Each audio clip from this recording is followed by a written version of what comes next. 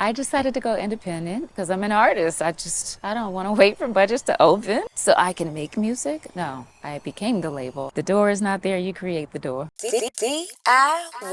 Okay, DIYers. You know what it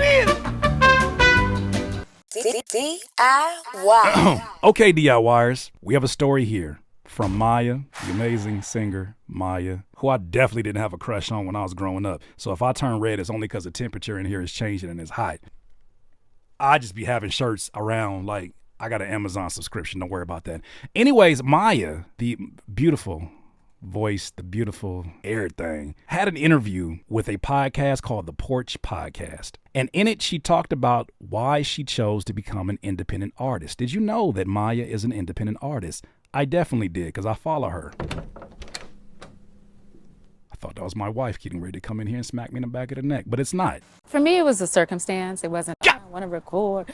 It was none of that. I was excited. Executive produced this album called Liberation. Release date got changed a couple times, and hey, accidentally released prematurely. Once it's released in the public, online, it leaks everywhere, they shelf it.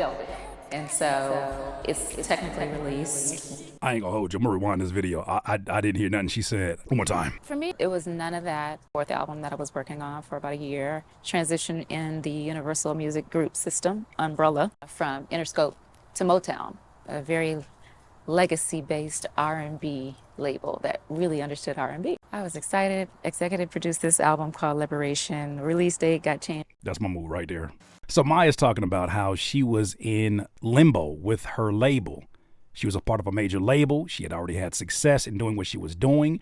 Then she was knee-deep into a new project, and some things started to happen that compromised its ability to be released in the traditional way. A couple times, and hey, accidentally released prematurely. Once it's released in the public, online, it leaks everywhere, they shelf it. Her major label project got leaked, and once it got leaked, that changed some of the terms of their original contract. And once it's out there, that changes the budget that's around it, that changes the way that they treat the project. That put her in a situation that was like, damn, I put all of this hard worked with these producers, I've sang all of these particular songs, wrote these songs, and now this puts me in a compromising position where it's like, okay, what do I do next? It's technically released. When an album is released into the universe, you're owed a back in advance because it's completed and it's distributed. She was owed a back in advance once this music gets leaked, or how they put it in the terminology, goes out into the universe. Once it went out into the universe, that's when she was eligible to receive some back end pay. However, the process to get to it is a little bit more tricky than just cutting a check. Because it's completed and it's distributed. That means a lawsuit. I'm not trying to be in court for 2 years and spending money that... Can you imagine doing all of that work to invest into your music? It gets leaked. You're looking at everybody that you've been in the studio with, and they're like, that's it. It's out into the universe, and we're not getting anywhere near the rollout or plan that we initially had when this music was complete. Now that it's out there, the terms of your contract have shifted, and now you're left in a space where it's like, what the hell are we going to do next? Unfortunate situation. I imagine it's got to take a toll on the mental health. I decided to go independent and use my time wisely and got to work. My brother built a studio, 2 years prior in my basement because I love to create. And I think just like an athlete, artists need their playground to rehearse, to practice, free of charge, 24 hours. Whenever you don't see an artist in the mainstream, you don't see them get the push that they had at one point in time, everybody's in such a rush to say, damn, they fell off.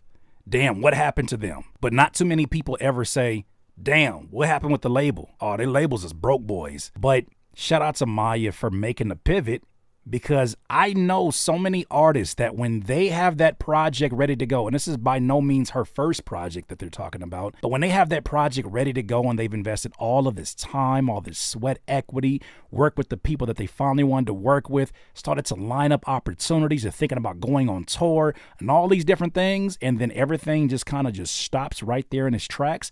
That's enough to derail them for the rest of their career. The fact that she was like, no, you know what? She very gracefully and beautifully pivoted and said, fine, I'll just DIY. do it myself, and has continued to not only make new music, but has continued to tour consistently, you see the opportunities that have been made available to her in being independent. Because I'm an artist. I don't want to wait for budgets to open so I can make music. No, we have to live like this. I live and breathe music. I live for this. I tell you, boy, I tell you, shut up, No, Curtis. it's not good enough for me. So I'm going to find a way. I heard that. So I became the label. I became the financier. I became everything that I needed to be to do what I love to do. And you build your boutique situation from the ground up. And if the door is not there, you create the door. The fact that she used the terminology boutique, I think, is really interesting too. It really puts into perspective that, yes, I had a massive, massive career being the singer Maya, but to pivot now, I'm pretty sure it's a humbling experience for anybody who's ever had that massive success. I'm assuming I've never had that. But to have that massive success and then say, okay, we must reframe this and set some realistic goals based upon our new circumstances. And she said, all right, let's start it from right here. Let's even give it the perspective of being a boutique, which is not a large store, but it is a store that you can start at and start to generate income off of. This shirt bought directly from her because I know she's an independent artist. Man, because she all fine or whatever. Like, I got plenty of t-shirts. You know, it's not because she fine or whatever. I've always been humble, but I think a part of going inward for my spiritual journey and having this very introspective experience and figuring out who I am and what I'm really made of was when I went independent. And I've surprised myself. And I've been shown in the trenches what I'm made of. And I'm very proud of her because that is literally a space where you have to rely on your creator, establish and strengthen that relationship because you're not going to make it without that. I love it. I love it. Shout out to Maya. So in this video right here, Maya also gives some pretty dope advice to independent artists as she was talking to Tidal in a series they have called Artist to Artist. It's Maya here, and I'll be giving a little bit of advice and tips for the new artists out there that want to get into this game. Lots of love to you. This is Artist to Artist. If you're an artist starting out, the best place to invest in your career is obviously the product, your songs, your message. What does that look like? How are you going to get your ideas out? Well, that means either studio time or investing in your own equipment, learning the equipment, or hiring an engineer to build your team. I would definitely recommend legal first so that your work is protected, to your creative team for the actual product that you're creating, and then the creative team that cushions your project or highlights it with visuals and graphics and all the things that the world just so loves nowadays that will also push your product and bring eyes to it. Stay working hard and work smart as well. Thank you for joining me right here on Artist to Artist. Somebody gonna have to tell the truth, and I'm gonna tell it. Now scrolling down this Instagram page, we get this kind of transparency. I also like the fact that you never really hear her talking bad about the major label system because she saw it as a opportunity to put her name out there. It provided a platform, and she just knew how to leverage that when she no longer had that platform to lean on. And I think a lot of artists could definitely learn from that. It's crazy as we start to see so many of these stories of rappers who are like throwing their hands up and trying to figure out what's going to happen next to the music industry, up in arms and saying something's got to change, something's got to change. You got to love it when the DIYers of this world say, I'll figure it out. And I may not have all the right answers, but I'm willing to start it.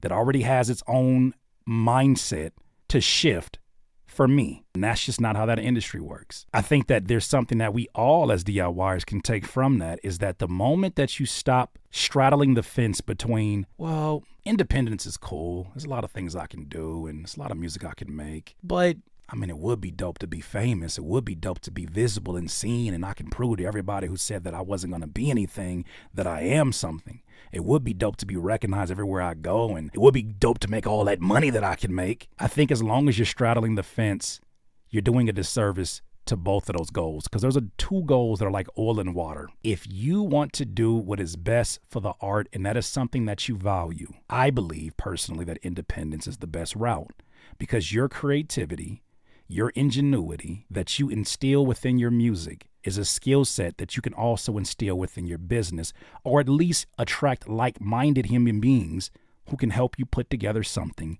that can at least serve 100 superfans. The flip side of it is if you want to pursue an industry where they leverage your time and not always in exchange for money, but in an industry where they consume your time, they consume your attention, your ability to show up at places whenever the hell they say, your ability to follow instructions, your ability to just follow what's going on so that one day you can be put into a position where you can then change some of the rules, you're going to have to give that 1,010%. So straddling the fence right now is probably the biggest disservice you can do, no matter what your goal is. But I hope that you see with every example that I bring up here of an independent artist that made the pivot, that talk about it's a shift in spirituality. It's a shift that says, nobody's coming to save me, huh? That's how it's always, huh? It was always like that, right? Okay, well, I guess I got to go put something together then. Those are my thoughts. You let me know what you think. I'm over here pushing buttons and shit. Don't even know what I'm going to do. I feel like Ricky Bobby. I don't know what to do with my hands. DIY. DIYers, if you enjoyed this content, make sure that you hit the like button and maybe even consider subscribing. Come on, man. Stop being greedy. Peace.